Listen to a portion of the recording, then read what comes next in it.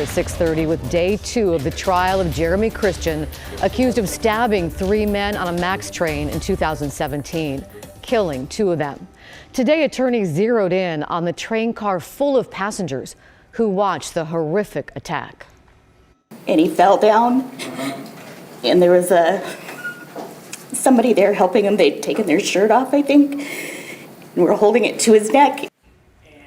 That woman testified she ran off the MAX, terrified, as 2 other witnesses who also testified today ran toward the victims to try to save them. Maggie Vespa was in court for another emotional day of testimony.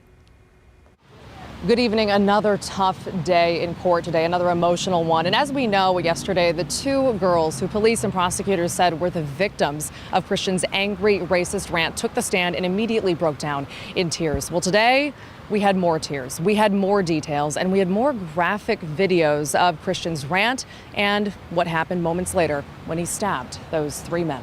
Everybody was kind of running off the train, and I just wanted to get out. Horrible memories resurfaced again today. Day 2 of the Jeremy Christian double murder trial. The 37-year-old Portland native listened quietly. He's accused of boarding a crowded MAX train in May of 2017 and delivering an angry, racist rant aimed at 2 teen girls, then stabbing 3 men who either intervened or stood nearby. Ricky Best and Taliesin Namkai-Meche died. Micah Fletcher survived. Christian is using the insanity defense. His lawyers claiming, among other issues, he suffers from autism spectrum disorder and couldn't have fully known what he was doing. He was saying Muslims, saying go back to Saudi Arabia. Yesterday, the 2 teen girls took the stand, telling the court they were terrified. This made me feel like, why? There's no reason. They spoke after prosecutors played video of the stabbings. People gasped. More videos from different angles played today.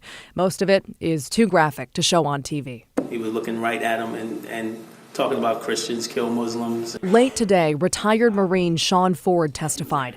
His name has been mentioned a lot. He was on the MAX that day and was the first person, witnesses say, to step between Christian and the girls. They were really scared.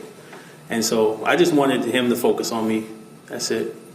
That's all I could think of was I didn't want him to focus on them anymore and continue threatening them. Lawyers also questioned 2 bystanders, military veterans, who tried to help the victims. Jeremy Christian said, do you want some too? I'll cut you also. This man ran toward Ricky Best. This is not something you can explain to a civilian who's never been in service and has not seen something like that.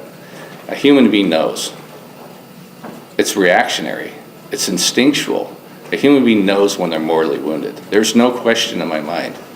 You see it in their eyes and their behavior. The defense in this case is arguing that because they say Christian has trouble processing the world around him, he believed at the time he was stabbing those men in self-defense. And during cross-examination, they're asking a lot of these witnesses if they remember him ever directly threatening anyone. And a lot of them are saying no, although they felt threatened by what he was saying. So defense attorneys are arguing even though his speech was repugnant, it was legal.